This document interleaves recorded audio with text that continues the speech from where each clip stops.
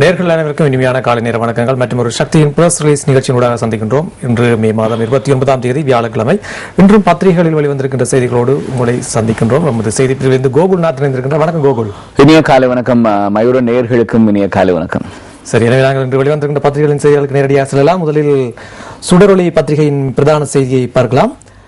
எமது நிலங்களை விட்டு ராணுவமே வெளியேறு. கிளிநொச்சி நேற்று விண்ணதிர கோஷமிட்டது தமிழர் சேனை. எமது நிலமும் எமது வீடும் எமக்கு வேண்டும், ராணுவமே வெளியேறு என்று நேற்று கிளிநொச்சியில் விண்ணதிர கோஷமிட்டது தமிழர் சேனை என்று அது தொடர்பான புகைப்படங்களோடு இந்த செய்தி வெளியாக இருக்கிறது. ஆமா மயூரன், வழமை போலவே வட மாகாணத்திலே இடம்பெறுகின்ற ஒரு கவனஈர்ப்பு போராட்டம் தான் இதுவும் கூட. கிளிநொச்சி மாவட்ட செயலகத்துக்கு முன்பாகத்தான் இந்த கவனஈர்ப்பு போராட்டம் நேற்றைய தினம் நடைபெற்றிருந்தது.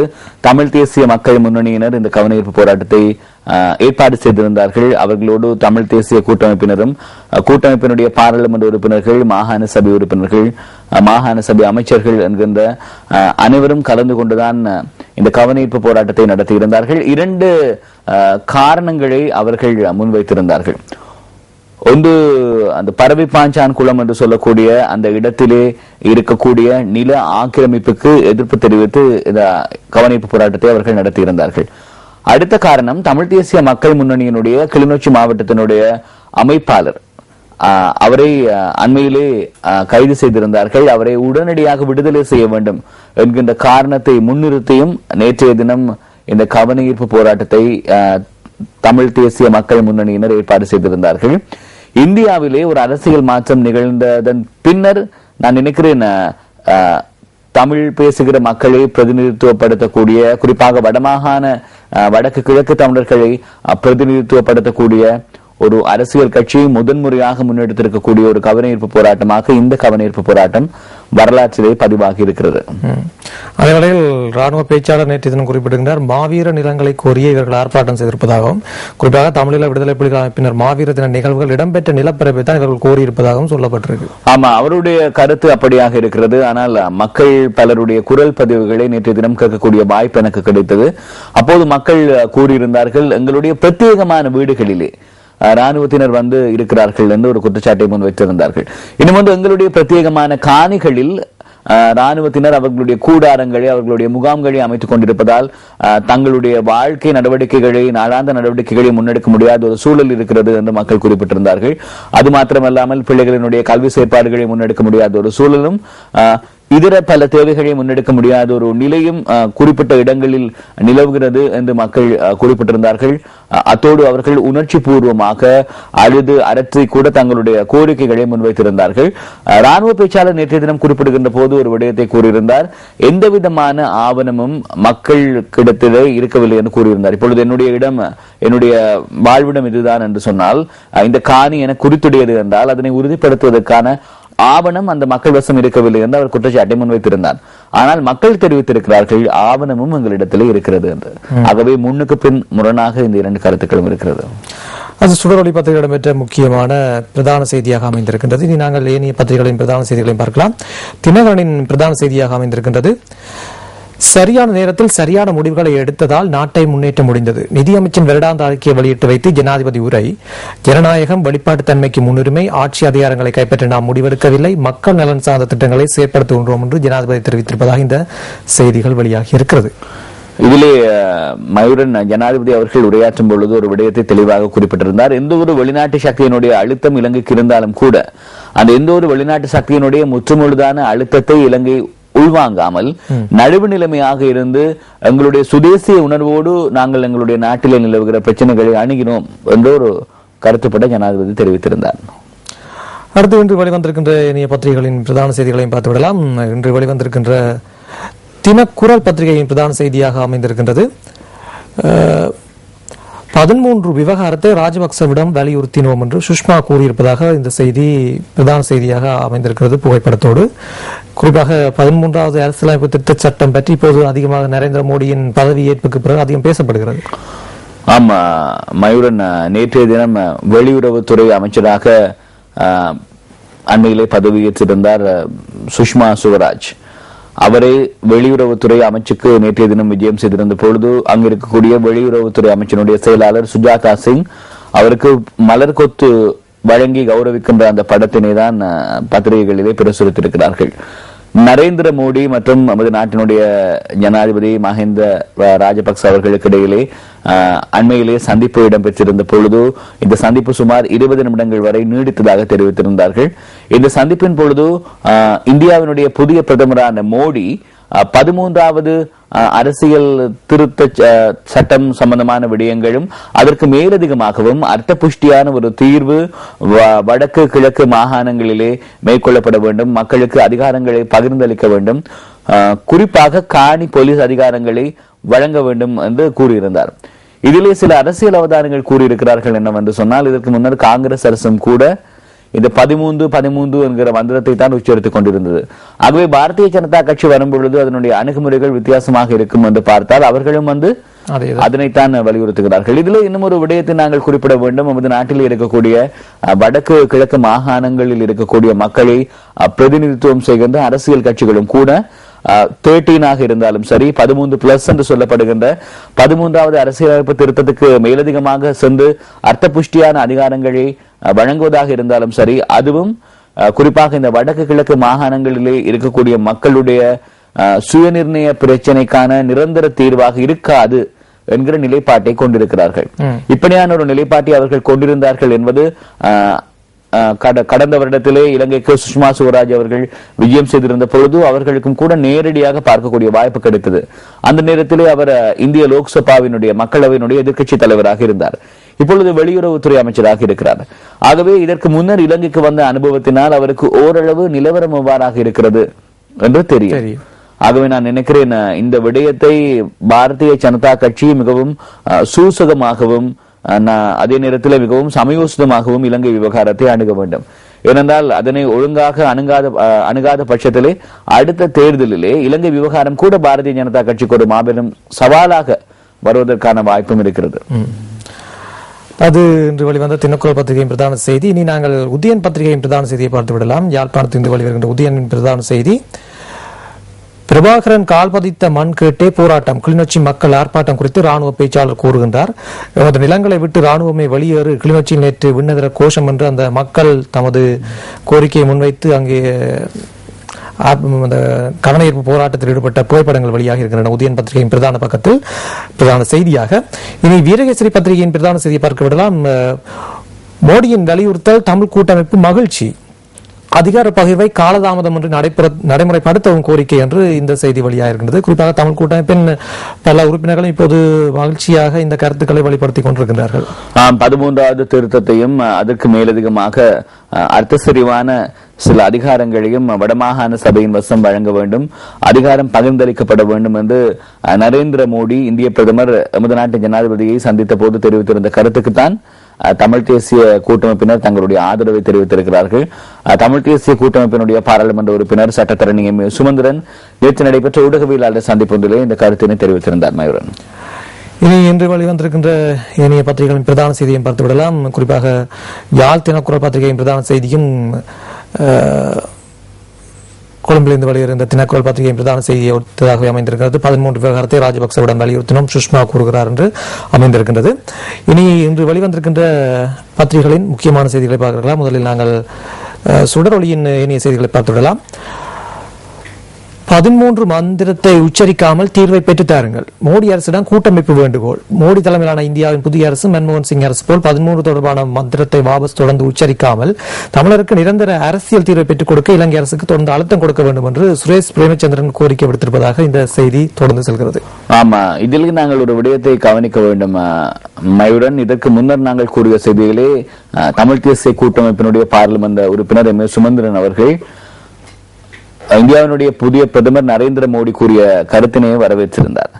இதிலே தமிழ் தேசிய கூட்டமைப்பினுடைய ஊடக பேச்சாளர் சுரேஷ் பிரேமச்சந்திரன் அவர்கள் அதனை வாயால் சொல்லாமல் 13 என்பதை வாயால் சொல்லாமல் செயலுருவில் காட்டுங்கள் என்று கூறியிருக்கிறார். ஆகவே இருவருடைய அணுகுமுறையும் வித்தியாசமாக இருக்கிறது. எவ்வாறாயினும் ஒரு தீர்வினை பெற்றுத் தருவதற்கு இந்திய பிரதமரை தள்ளுகிற ஒரு நிலைப்பாட்டிலே தான் இந்த 2 கருத்துக்களும் இருக்கிறது. மயூரன், அடுத்து இன்று வெளிவந்திருக்கின்ற சுடரொளி பத்திரிகையின் இணைய செய்திகளை பார்க்கலாம். மஹிந்தவிடம் மோடி கூறியவை என்ன என்ற தலைப்பில் அது பற்றியதாக ஒரு செய்தி வெளியாகிறது. இந்தியாவின் புதிய பிரதமர் நரேந்திர மோடி இலங்கை ஜனாதிபதி மஹிந்த ராஜபக்சவிடம் முன்வைத்த விடயங்கள் புதுதில்லியின் ராஜேந்திர வட்டாரங்கள் வெளியிடப்பட்டிருப்பதாக அந்த செய்தி தொடர்ந்து செல்கின்றது. இனி நாங்கள் என்ன செய்திகளை பார்க்கலாம். வடக்கில் ராணுவ முகாம்கள் வேண்டாம். வடக்கில் ராணுவ முகாம்களை அமைப்பதற்காக 65 காணித்துண்டுகளை அரசு அபகரித்துள்ளது என குற்றச்சாட்டிய ஐக்கிய தேசிய கட்சி வடக்கில் ராணுவ முகாம்கள் தேவையில்லை, தொழிற்சாலைகளை தேவை, அதற்காக சிவில் நிர்வாகத்தை அங்கு உடன் நிறுவுங்கள் என்று வலியுறுத்தி இருப்பதாக ஒரு செய்தி வெளியாக இருக்கின்றது. அதைவிட மலேசியாவுக்கு கடும் கண்டனம் என்ற ஒரு செய்தி வெளியாக இருக்கிறது. தமிழீழ விடுதலை புலிகள் என்ற சந்தேகத்தின் பேரில் 3 மலேசியா நாடு கடத்தியமைக்கு சர்வதேச மனித உரிமைகள் கண்காணிப்பகம் கடும் கண்டனம் தெரிவித்திருப்பதாக இந்த செய்தி அமைந்திருக்கின்றது. அதேவேளையில் காஷ்மீரில் 370 சர்ச்சை தீவிரம் என்று ஒரு இந்திய செய்தி ஒன்று வெளியாக இருக்கிறது. ஆமா, இதற்கு முன்னர் இருந்தே மயூரன் ஓமர் அப்துல்லா காஷ்மீரினுடைய முதல்வர், அவர் பாரதிய ஜனதா கட்சியோடு பல்வேறு விதமான முரண்பாடுகளையும் விமர்சனங்களையும் கொண்டிருந்த ஒருவர். அவர் இப்பொழுது கூறியிருக்கிறார் 370 என்கிற சட்டப்பிரிவு காஷ்மீர் மாநிலத்துக்கு சிறப்பு அந்தஸ்தையும் சில சிறப்பு சலுகைகளையும் வழங்குகிறது. ஆகவே அந்த சட்டப்பிரிவை ரத்து செய்வதாக இருந்தால் காஷ்மீர் மாநிலம் தொடர்ந்தும் இந்தியாவோடு இருக்காது என்கிற சூளுரையை என்கிற சவாலை அவர் விடுத்திருக்கிறார். அவர் விடுத்த இந்த சவாலுக்கு RSS என்று சொல்லப்படுகின்ற ராஷ்டிரா சுயம் சேவக சங்கம், அது பாரதிய ஜனதா கட்சியினுடைய தாயமைப்பு, அந்த இந்து தேசியவாத தாயமைப்பு கூறியிருக்கிறது, ஓமர் அப்துல்லா கூறுவது போன்று காஷ்மீர் என்பது அவருடைய சொந்த வீடோ அல்லது அவருடைய சொத்தோ அல்ல. அவருக்கு தேவை என்றால் அதை இந்தியாவோடு இணைத்துக் கொள்வதற்கும் அதை தேவையில்லை என்றால் இந்தியாவில் இருந்து பிரிப்பதற்கும் வந்து வன்மையாக ஓமர் அப்துல்லா கூறிய கருத்தினை RSS அவர்கள் இயக்கத்தினர் கண்டித்திருக்கிறார்கள்.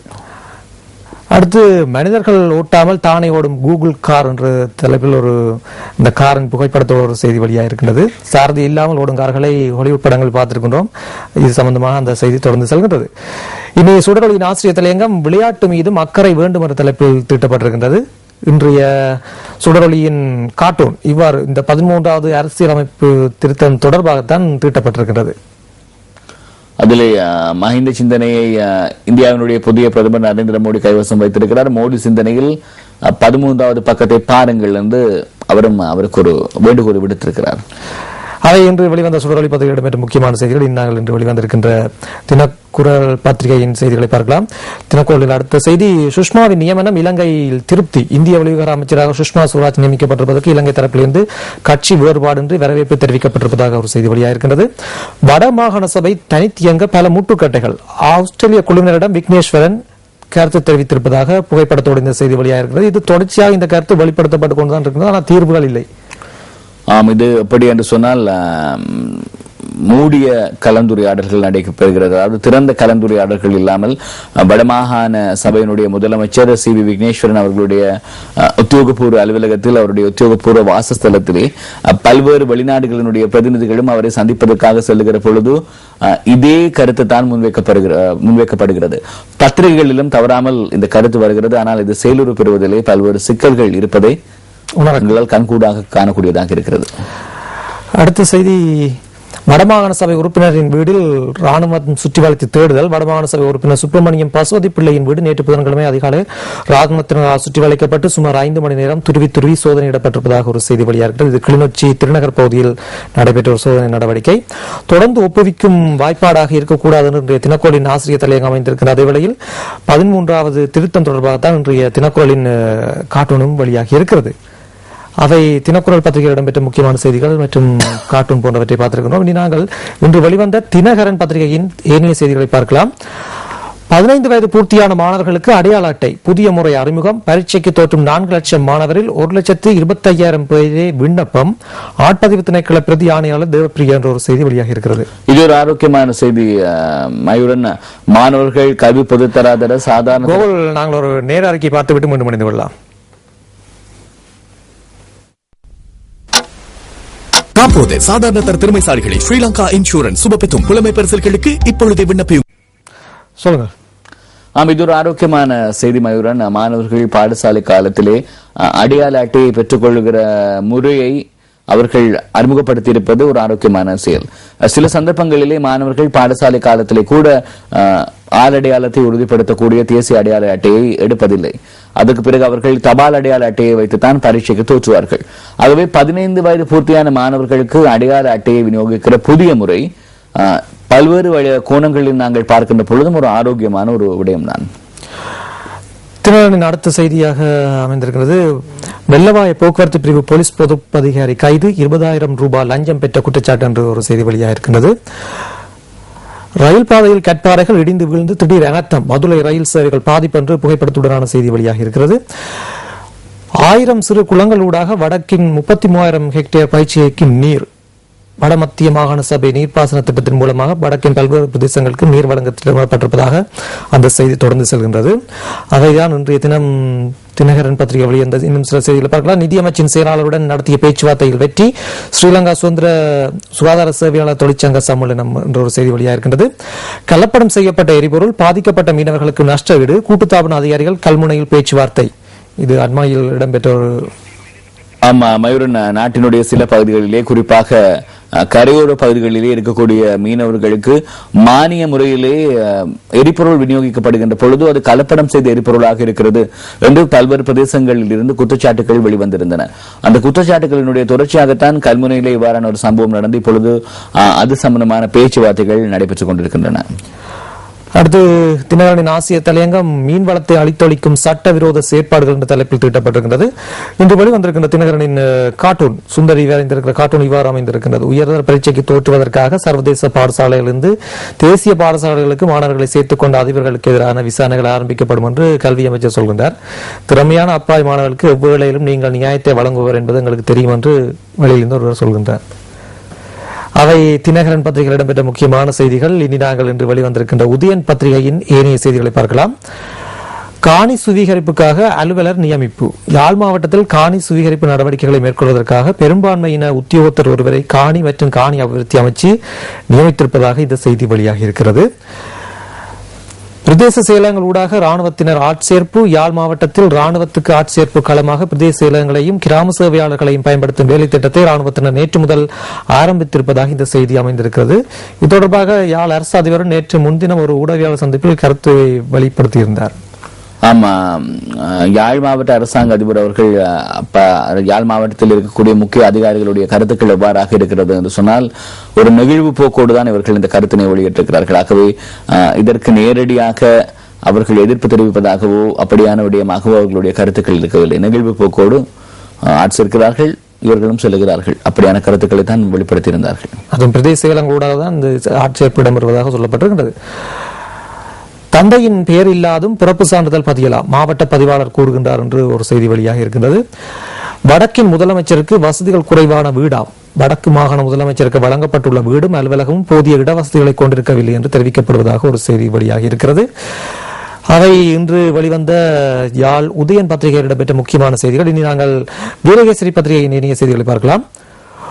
மோடியின் வேண்டுகோளை ஜனாதிபதி எவ்வாறு நிறைவேற்றப் போகின்றார்? கேள்விக்குறியோடு இலங்கை அரசாங்கம் மிகவும் அவதானமாக இருக்க வேண்டும் என்கின்றது ஐக்கிய தேசிய கட்சி.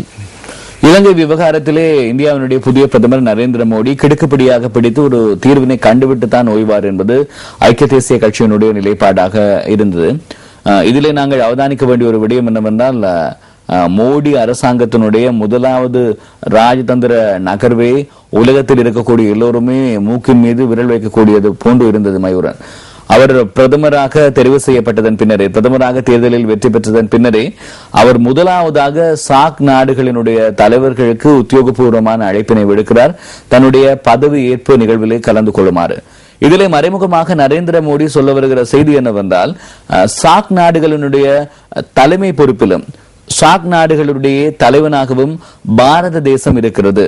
ஆகவே பாரதத்தினுடைய தலைவனாக நான் பதவி பிரமாணம் செய்து கொள்கிறேன், நீங்கள் எல்லோரும் வர வேண்டும் என்கிற ராஜதந்திர ரீதியிலான செய்தியை மிகவும் சுருக்கமாக அவர் என்னுடைய பதவி பிரமாண நிகழ்விலே அனைவரும் கலந்து கொள்ளுங்கள் என்கிற அழைப்புதலை விடுத்திருக்கிறார். ஆகவே அவர் அழைப்புதலை விடுத்த பின்னரே ஒவ்வொரு நாடுகளும் என்ன செய்தது, குறிப்பாக பாகிஸ்தான், இலங்கை என்கிற நாடுகள் அவர்களுடைய நாடுகள் வசம் இருக்கக்கூடிய இந்திய மீனவர்களை விடுதலை செய்தார்கள். இது பதவி பிரமாணத்துக்கான ஒரு பரிசில் போன்று காணப்பட்டது. அதன் பின்னர் என்ன செய்தார்கள், இப்பொழுது இன்னொரு சுவாரஸ்யமான ஒரு சம்பவம் நடந்திருக்கிறது. நவாஸ் ஷெரீப் அவர்கள், பாகிஸ்தானுடைய பிரதமர், அவரை சந்தித்த பொழுது நவாஸ் ஷெரீப்பினுடைய தாயாருக்கு அவர் ஒரு அழகான ஒரு சால்வையை பரிசாக கொடுத்திருக்கிறார். அந்த சால்வையை என்ன செய்திருக்கிறார் என்றால், நவாஸ் ஷெரீப்பினுடைய மகள் மரியம் நவாஸ் அவர் என்ன செய்திருக்கிறார், ட்விட்டர் இணையதளத்தினூடாக என்னுடைய பாட்டிக்கு இந்தியாவினுடைய புதிய பிரதமர் நரேந்திர மோடி அவர்கள் பரிசாக கொடுத்த சால்வை இது, நன்றி என்று அவர் குறிப்பிட்டிருக்கிறார். ஆகவே இப்படியான அந்த சின்ன சின்ன விடயங்களினூடாகவும் சுமூகமான உறவை கட்டியெழுப்புவதற்கான அழைப்பினையும் அந்த சுமூகமான உறவை கட்டியெழுப்புவதற்கான ராஜதந்திர ரீதியிலான நகர்வுகளையும் நரேந்திர மோடி முன்னெடுத்திருக்கிறார். அதே நேரத்தில் அவர் கூறியிருக்கிறாராம், எதிர்காலத்திலே இந்தியா மீது பாகிஸ்தான் தாக்குதல் நடத்துவதோ அல்லது குண்டுவெடிப்பு சம்பவங்கள் ஏதேனும் மேற்கொள்ளப்படுவதோ அல்லது அங்கிருந்து நேரடியாக தாக்குதல் நடத்தி இந்திய ராணுவ வீரர்கள் பலியாகுவதோ நான் விரும்பவில்லை என்று நரேந்திர மோடி குறிப்பிட்டிருக்கிறார். ஆகவே ஆரம்பம் முதலே அவர் சுமூகமான நேசக்கரத்தை தான் நீட்டிக் கொண்டிருக்கிறார். ஆகவே இந்த நேசக்கரத்தை பற்றாத தேசங்களுக்கு அவர் எப்படி வெளியுறவு கொள்கையினூடாகவும் அவருடைய செயற்பாடுகளினூடாகவும் ஒரு தாக்கத்தை செலுத்துவார் என்பதை பொறுத்திருந்து பார்க்க வேண்டும். நல்ல கருத்துக்கள். அதை இன்று வெளிவந்த இன்னும் சில செய்திகள் பார்க்கலாம். ஜூன் 10ஆம் தேதிக்கு முன்னர் ஐநா விசாரணை குழு நியமனம், மாற்று ஏற்பாட்டை முன்னெடுக்க அரசாங்கம் திட்டம் என்ற ஒரு செய்தியும், தாய் படுக்கையுடன் அமைச்சை முற்றுகையிட்டனர் ராவண சக்தியினர், விசேட போலீஸ் பிரிவை அகற்றுமாறு கோரிக்கை. இவர்களது இந்த போராட்டங்கள் இடைக்கிட இப்படி தொடர்ந்து கொண்டுதான். மத விவகாரங்கள் தொடர்பிலே முறைப்பாடுகளை ஏற்பதற்கான ஒரு விசேட போலீஸ் பிரிவை ஜனாதிபதி மஹிந்த ராஜபக்ச அவர்கள் தான் ஸ்தாபித்திருந்தார். இப்பொழுது ராவணபலி அவர்கள் போயிருக்கிறார்கள், நாங்கள் பாய் படுக்கையோடு இங்கேதான் குடித்தனமாக இருப்போம், நீங்கள் அந்த அமைக்கப்பட்ட போலீஸ் பிரிவை நீக்குங்கள் என்று கூறுகிறார்கள். அதே போல வீரகேசரியின் ஆசிரியர் தலையங்கம் நரேந்திர மோடியின் வலியுறுத்தல் என்று திட்டப்பட்டிருக்கின்றது. வீரகேசரியில் வெளிவந்திருக்கின்ற கேனி அவர்கள் வரைந்திருக்கிற கார்ட்டூன் இவ்வாறு இருக்கின்றது: 13வது திருத்தத்தை அமுல்படுத்த வேண்டும் என்று மோடி குறிப்பிடுவ அந்த கடவுளுக்கு தான் வெளிச்சம் என்று தமிழ் தேசிய கூட்டமைப்பின் பாராளுமன்ற குழு தலைவர் சம்பந்தனையாக கூறுகிறார். அவை வீரகேசரியில் இடம்பெற்ற முக்கியமான செய்திகள். இனி நாங்கள் இன்று வெளிவந்திருக்கின்ற யாழ் தினக்குரல் பத்திரிகையின் ஏனைய செய்திகளை பார்க்கலாம். திக்கத்தில் 8 ஏக்கர் காணியை ஆக்கிரமிக்கும் நடவடிக்கைகளில் ராணுவத்தினர் மும்முரம், பொதுமக்கள் திரண்டு எதிர்ப்பு என்று இந்த செய்தி வெளியாக இருக்கிறது. வடமராட்சி திக்கம் பகுதியில் 8 ஏக்கர் காணியை ஆக்கிரமிக்கும் ராணுவத்தின் நடவடிக்கைக்கு எதிராக பொதுமக்கள் திரண்டு எதிர்ப்பு நடவடிக்கைகளில் நேற்று ஈடுபட்டார்கள். திக்கம் J400 கிராம சேவகர் பிரிவில் இளைஞர் விளையாட்டுக் கழகத்துக்கு அண்மையாக உள்ள இந்த காணி முன்னர் தமிழீழ விடுதலை புலிகளின் முகாமாக இருந்து வந்தது. யாழ்ப்பாணத்தை ராணுவத்தினர் கைப்பற்றிய பின் இந்த பகுதியில் சிறு முகாம் ஒன்று அமைக்கப்பட்டிருப்பதாகவும் அந்த செய்தியில் தொடர்ந்து செல்கின்றது. இது யாழ் தினக்குரல் பத்திரிகையின் முன்பக்கத்தில் இடம் பிடித்த ஒரு முக்கியமான செய்தி. ஆமா, இந்திய பிரதமர் நரேந்திர மோடி இலங்கை ஜனாதிபதிக்கு இடையிலான சந்திப்பின் போது இன்னும் ஒரு விடயத்தையும் அவர் வலியுறுத்தியதாக இணையதளங்களிலே பரவலாக இன்னும் ஒரு செய்தி வெளியாக இருந்தது. அது மயூரன் ராணுவ பிரசன்னம் குறைக்கப்பட வேண்டும், வடமாகாணத்திலே மக்களுடைய இடங்கள் அத்துமீறி ராணுவத்தினரால் கபலீகரம் செய்யப்படுகின்றமை, சுவீகரிக்கப்படுகின்றமைக்கு அவர் எதிர்ப்பினை தெரிவித்திருந்ததாகவும் அதே நேரத்தில் அது குறைக்கப்பட வேண்டும் என்பது அவர் வலியுறுத்தி இருந்ததாகவும் கூட அந்த இணையதளத்திலே வெளியான செய்தியிலே குறிப்பிடப்பட்டிருந்தது மயூரன். அவை இன்றைய தினம் வெளிவந்த யாழ் தினக்குரல் பத்திரிகை இடம்பெற்ற முக்கியமான செய்திகள். குறிப்பாக இந்த காணி சுவீகரிப்பு விடயங்கள் தொடர்ச்சியாக பேசப்பட்டுக் கொண்டுதான் இருக்கின்றன. அதற்கு எதிராக போராட்டங்களும் முன்னெடுக்கப்பட்டுக் கொண்டிருக்கின்றது. இனி நாங்கள் இன்று வெளிவந்திருக்கின்ற மெட்ரோ நியூஸ் பத்திரிகையின் பிரதான செய்தியை பார்க்கலாம். நீர்கொழும்பில் வெள்ளை வேனில் வந்தவர்கள் துணிகரம், முகமூடி அணிந்த ஆயுத தடைகளால் சுங்க அதிகாரி வீட்டில் கொள்ளை. இந்த நீர்கொழும்பு பிரதேசத்தில் அண்மை காலமாக இந்த கொள்ளை சம்பவங்கள், திருட்டு சம்பவங்கள் அதிகரித்துக் கொண்டுதான் செல்கின்றது. ஆமா, பல போலீஸ் குழுக்கள் அமைக்கப்பட்டிருந்தாலும் கூட அந்த போலீஸ் குழுக்களுடைய கண்களிலே மண்ணை தூவி இவ்வாறான கொள்ளை நடவடிக்கைகளிலும் திருட்டு சம்பவங்களிலும் ஈடுபடுகிறவர்கள் தொடர்ச்சியாக தங்களுடைய கைவரிசைகளை காட்டிக் கொண்டிருக்கிறார்கள். எவ்வாறாயினும் ஒரு நாள் சட்டத்தின் முன் இவர்கள் எல்லோரும் நிறுத்தப்படுவார்கள் என்பது என்னுடைய நம்பிக்கையாக இருக்கிறது. இந்த கொள்ளையிலும் கூட மயூரன் நீங்கள் பார்ப்பீர்களாக இருந்தால் 90,000 ரூபாய் பெறுமதியான தங்க நகைகளும் 1,800 ரூபாய் பணத்தினையும் கொள்ளையிட்டு சென்றிருக்கிறார்கள். இதில் என்ன விசித்திரம் என்றால், அரசாங்கத்தினுடைய ஒரு அதிகாரியின் வீட்டில் தான், சுங்க அதிகாரியினுடைய வீட்டிலே கொள்ளையிட்டிருக்கிறார். அதுவும் 2,90,000 ரூபாய் பெறுமதியான நகைகள். இனி மெட்ரோ நியூஸ் பத்திரிகை இணைய செய்திகள். கல்முனைக்குடி வீட்டில் திருடுவதற்கு முயன்ற காத்தான்குடி போலீஸ் உத்தியோகத்தர் கைது. சாய்ந்தமரத்தை சேர்ந்தவரின் அடையாளம் அடையாளம் காணப்பட்டார். இப்படியும் நடக்கின்றது. திருடப்பட்ட வெள்ளை ஆமையை விற்க முயற்சித்த 5 கைது. வெளிநாட்டிலிருந்து கொண்டு வரப்பட்ட வெள்ளை ஆமை என கூறி மாத்தறை பொல்கேன்கொட பிரதேசத்தில் கடந்த மார்ச் மாதம் திட்டப்பட்ட வெள்ளை ஆமையை விற்பனை செய்ய முயற்சித்த 5 போலீசார் கைது செய்துள்ளதாக போலீஸ் ஊடக பிரிவு தெரிவித்திருக்கின்றது என்று இன்னொரு செய்தி மெட்ரோ நியூஸ் பத்திரிகை வெளியாகிருக்கிறது. படை வீரர்களின் சிலைக்கு பெண்களின் பாவாடையை அணிவித்து அவமானம். 30 வருட கால யுத்தத்தை வெற்றி கொண்ட ராணுவ வீரர்களை கௌரவிக்கும் வகையில் நிறுவப்பட்டிருந்த ராணுவ வீரர்களின் சிலைக்கு பெண்களின் உள்பாவாடை அணிவித்து அவமானப்படுத்திய நபர்களை கைது செய்ய கட்கஸ்தோட்ட போலீசார் விசாரணைகளை மேற்கொண்டிருப்பதாக ஒரு செய்தி வெளியாகி இருக்கிறது. அவை மெட்ரோ நியூஸ் பத்திரிகை இடம்பெற்ற முக்கியமான செய்திகளாக அமைந்திருக்கின்றன. இனி நாங்கள் இன்று வெளிவந்த சிங்கள பத்திரிகைகளில் குறிப்பாக அத பத்திரிகையின் பிரதான செய்தியை பார்த்து விடலாம். ஆமா, அந்த பத்திரிகையினுடைய பிரதான செய்தி கூறுவதை சுருக்கமாக சொல்வதாக இருந்தால், விடுதலை புலிகள் அமைப்பினுடைய விமான தாக்குதல் தொடர்பான சம்பவங்களிலே தொடர்புபட்ட ஒருவர் தான் மலேசியாவில் இருந்து இலங்கைக்கு திருப்பி அனுப்பப்பட்ட சந்தேக நபர்களில் ஒருவர் என்று குறிப்பிடப்பட்டிருக்கிறது அந்த செய்தியிலே. அடுத்து திவைன பத்திரிகையின் பிரதான செய்தியாக அமைந்திருக்கின்றது. திவைன பத்திரிகையினுடைய பிரதான செய்தியாக, நீதிமன்றத்துக்கு பிரசன்னமாகாமல் இருந்த தயாரிப்பாளர் ஒருவருக்கு எதிரான பிடியாணையை பிறப்பித்திருக்கிறார்கள். சுதர்மா நெத்திக்குமார் என்கிற அந்த தயாரிப்பாளருடைய ஒரு படைப்பு சார்ந்த ஒரு விவகாரத்திலே அவர் நீதிமன்றத்திலே ஆஜராகி இருக்கவில்லை. ஆகவே அவருக்கு எதிரான பிடியாணையை பிறப்பித்த செய்திதான் திவைன பத்திரிகையிலே வெளியாகி இருக்கிறது. இன்று வெளிவந்திருக்கின்ற மௌபிம பத்திரிகையை பொறுத்தவரையிலே மயூரன் குவேனி எங்கள் எல்லோருக்கும் தெரியும், புராதன ரீதியான கதைகளிலே இடம்பெறுகிற ஒரு முக்கியமான ஒரு கதாபாத்திரம். அந்த குவேனியினுடைய உறவுக்கார பெண்களில் ஒருவராக இருக்கக்கூடிய அல்லி என்று சொல்லப்படுகிற ஒருவருடைய மாளிகையினுடைய அந்த புராதனமான தூண்களை களவாடி இருக்கிறார்கள். அதனை களவாடி இன்னும் ஒரு கட்டடத்தினுடைய கட்டுமான பணிகளுக்காக உபயோகப்படுத்தி இருக்கிறார்கள். அந்த செய்திதான் மௌபிம பத்திரிகையிலே வழியாக இருக்கிறது. இனி இன்று வெளிவந்திருக்கின்ற தினமின பத்திரிகையின் செய்தியை பார்க்கலாம். குறிப்பாக சர்வதேச நாணய நிதியத்துடன் கல்வி அமைச்சு சில ஒப்பந்தங்களை வைத்திருப்பதாக சொல்லி ஒரு அதாவது சர்வதேச நாணய நிதியத்தோடு ஜனாதிபதி அவர்களும் கல்வி அமைச்சும் ஒப்பந்தங்களை வைத்திருக்கிறார்கள் என்று ஒரு கருத்துப்பட நிலவுகிறதாம். அப்படியான ஒப்பந்தங்களை நாங்கள் வைக்கவில்லை, அப்படியான ஒப்பந்தங்கள் இருப்பதாக தெரிந்தால் பதவி விலகுவோம் என்று பந்துல குணவர்தன் அவர்கள் கூறியிருக்கிறார். அந்த செய்தியை மையப்படுத்தி தான் தினமின பத்திரிகையிலேயே செய்தி வெளியாக இருக்கிறது. இனி இன்று வெளிவந்திருக்கின்ற லக்பிம பத்திரிகையை பொறுத்தவரை பார்த்தோமாக இருந்தால், மேல் மாகாணத்தில் டெங்கு நோய் அதிகரித்துக் கொண்டிருக்கிறது. எதிர்காலத்திலும் டெங்கு பரவுவதற்கான அபாயமான சூழல் உருவாகி இருக்கிறது. இப்ப நீங்கள் பார்ப்பீர்களாக இருந்தால், அக்கினி நட்சத்திரம் போன்ற கடுமையான ஒரு வெயில் காலம் கடந்த ஒரு 2-3 வாரங்களாக நிலவியது. நேற்றோடு அந்த வெயில் கால நிலை முடிவுக்கு வந்திருக்கிறது. இப்பொழுது மழை பெய்வதற்கான வாய்ப்பு இருக்கிறது. ஆகவே இந்த மழை பெய்வதற்கான வாய்ப்பு தோன்றுகிற போது மேல் மாகாணத்தினுடைய பல பிரதேசங்களில் டெங்கு காய்ச்சல் பரவுவதற்கான அபாயம் இருக்கிறது. குறிப்பாக தெய்வல கல்கிச மாநகர சபை டெங்கு மிக அதிகம் பரவக்கூடிய அபாய சிகப்பு வலயமாக குறிப்பிடப்பட்டிருக்கின்றமை முக்கியமான ஒரு விடயமாக இருக்கிறது. மயூரன், குறிப்பாக கடந்த மாதத்திலும் பார்க்க இந்த மாதத்தில் மே மாதத்தில் டெங்கு நோய் தாக்கத்துக்கு உள்ளானவர்கள் எண்ணிக்கை அதிகம். கடந்த மாதம் 1614 பேர் என்று சொன்னால், இந்த மாதம் 2011 பேர். அதை இன்று வெளிவந்த சிங்கள பத்திரிகைகளின் பிரதான செய்திகள். இனி நாங்கள் இன்று வெளிவந்திருக்கின்ற ஆங்கில பத்திரிகை ஒரு சிலவற்றின் செய்திகளை பார்த்து விடலாம். டெய்லி மிரர் பத்திரிகையின் பிரதான செய்தி இவ்வாறு அமைந்திருக்கின்றது. ஆமா, ஸ்டேட் பேங்க் காஸ் யூபி 9 பில்லியன் என்று இந்த செய்தி வந்திருக்கிறது. இது குறிப்பாக போக்குவரத்து நடவடிக்கைகளோடு தொடர்புடைய ஒரு செய்தி. பார்ப்போமாக இருந்தால், நுரைச்சோலை அனல் மின் உற்பத்தி நிலையம் இருக்கிறது அல்லவா, நுரைச்சோலை அனல் மின் உற்பத்தி நிலையத்தினுடைய சில நிதி கொடுக்கல் வாங்கல்கள் சம்பந்தமாக அந்த செய்தி வழியாக இருக்கிறது. அடுத்து ஐலண்ட் பத்திரிகையின் பிரதான செய்தியை பார்த்து விடலாம். Modi call for 13A implementation, UNP willing to assist government என்று கூறியிருக்கிறார்கள். ஐக்கிய தேசிய கட்சியினுடைய ஊடகவியலாளர் சந்திப்பிலே தெரிவிக்கப்பட்ட ஒரு கருத்தினை மையப்படுத்தின கருத்துதான்.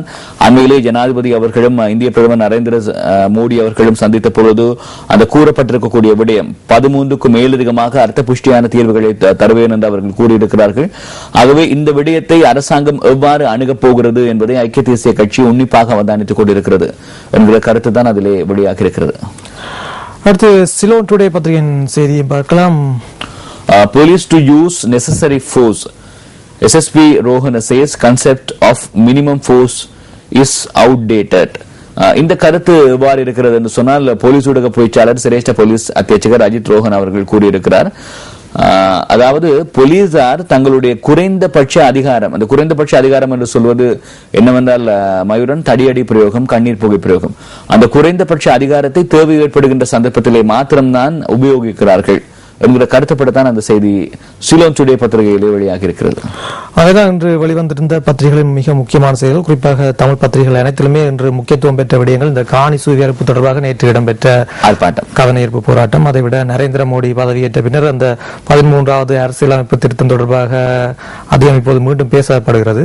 அது தொடர்பான கார்ட்டூன்கள் தான் எல்லா பத்திரிகைகளுமே இன்று பிரசுரமாக இருக்கின்றன. ஆமா, இதிலே மலேசியாவிலே இருந்து முன்னாள் தமிழீழ விடுதலை புலிகள் இயக்கத்தினுடைய போராளிகள் என சந்தேகிக்கப்படுகின்ற 3 பேர் நாடு கடத்தப்பட்டிருந்தார்கள்.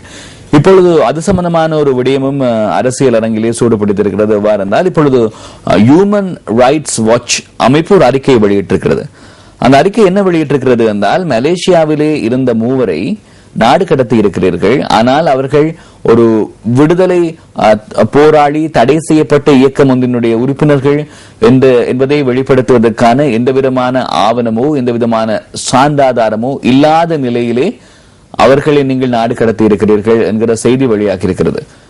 அந்த ஹியூமன் ரைட்ஸ் வாட்ச் என்கிற அமைப்பினர் குறிப்பிட்டிருக்கிறார்கள். ஆனால் சிங்கள பத்திரிகையிலே அதனை ஆதாரபூர்வமாக அதிலே நாடு கடத்தப்பட்டவர்களில் ஒரு நபர் விமான தாக்குதல் சம்பவங்களோடு தொடர்புடையவர்கள் என்பதை நிரூபித்திருக்கிறார்கள். அதேவேளை இந்த காணி சுயறிவு போராட்டம் தொடர்பாக நேற்று வெளிப்படுத்தப்பட்ட இந்த கவனஈர்ப்பு போராட்டங்கள் தொடர்பாக ஒரு கருத்து முன்வைக்கப்பட்டிருக்கிறது. இதை இப்படியான போராட்டங்களை நாங்கள் முன்னெடுப்பதால் தான் சர்வதேசத்துக்கு இவற்றை சொல்லிக் கொள்ளலாம் என்ற ஒரு கருத்து முன்னெடுக்கப்பட்டிருக்கிறது. எதப்படியா இருந்தாலும் அவரவர் சொந்த இடங்களில் வாழ வேண்டும் என்பதுதான் அனைவரது எதிர்பார்ப்பாகும். ஆமா, அந்த எதிர்பார்ப்பு இருப்பதிலே தவறொன்றும் இல்லையே மயூரன். தன்னுடைய சொந்த தான் பிறந்த பூமியிலே ஒருவரும் வாழ ஆசைப்படுவது என்பது இயல்பான ஒரு ஆசைதான். நான் நினைக்கிறேன், இப்படியான கவனஈர்ப்பு போராட்டங்களை நடத்துகின்ற அதே நேரத்திலே எதிர்காலத்திலே இந்தியாவினுடைய புதிய பிரதமராக இப்பொழுது பதவியேற்றிருக்கக்கூடிய நரேந்திர மோடியை எமது நாட்டிலே இருக்கக்கூடிய தமிழ் அரசியல் கட்சிகள் அனைவரும் கட்சி பேதங்களை மறந்து, அது மாத்திரமல்லாமல் அவர்கள் எந்த தமிழர்களை பிரதிநிதித்துவப்படுத்துகிறார்கள் என்கிற பிரிவினையை மறந்து, குறிப்பாக சில அரசியல் கட்சிகள் மலையகத்தில் இருக்கக்கூடிய தமிழர்களை பிரதிநிதித்துவப்படுத்துகிறார்கள், இன்னும் சிலர் மேல் மாகாணத்தில் இருக்கக்கூடிய தமிழர்களை, மேலும் சிலர் கிழக்கு மாகாணத்திலே வடக்கு மாகாணத்திலே, இப்படியான பிரிவினைகளை எல்லாவற்றையும் களைந்து இவர்கள் அனைவரும் ஒரு மேசைக்கு வந்து ஒரு விடயத்தை கலந்துரையாடி ஒரு அரசியல் தீர்வை எடுத்துக்கொண்டு அந்த அரசியல் தீர்வை சுமந்து கொண்டு நரேந்திர மோடியை சென்று சந்திப்பார்களாக இருந்தால் நமது நாட்டிலே அதிகார பகிர்வு, அது மாத்திரமல்லாமல் 13க்கும் மேலதிகமான அர்த்த புஷ்டியுடனான ஒரு அதிகாரம் தமிழ் பேசும் மக்களுக்கு கிடைப்பதற்கான வாய்ப்புகள் உருவாகும் என்பது என்னுடைய பிரத்யேகமான கருத்து. நன்றி கோகுல். தினமும் சக்தி பிரஸ் ரிலீஸ் நிகழ்ச்சியினூடாக இணைந்துள்ளவை நன்றி மயூரன். எனவே மீண்டும் நாளையும் காலை வேளையில் சந்திக்கலாம். சக்தி பிரஸ் ரிலீஸ் நிகழ்ச்சியினூடாக தொடர்ந்து குட் மார்னிங் ஸ்ரீலங்கா நிகழ்ச்சி உங்களுக்காக காத்திருக்கிறது. சந்திப்போம். வணக்கம் நேயர்களே.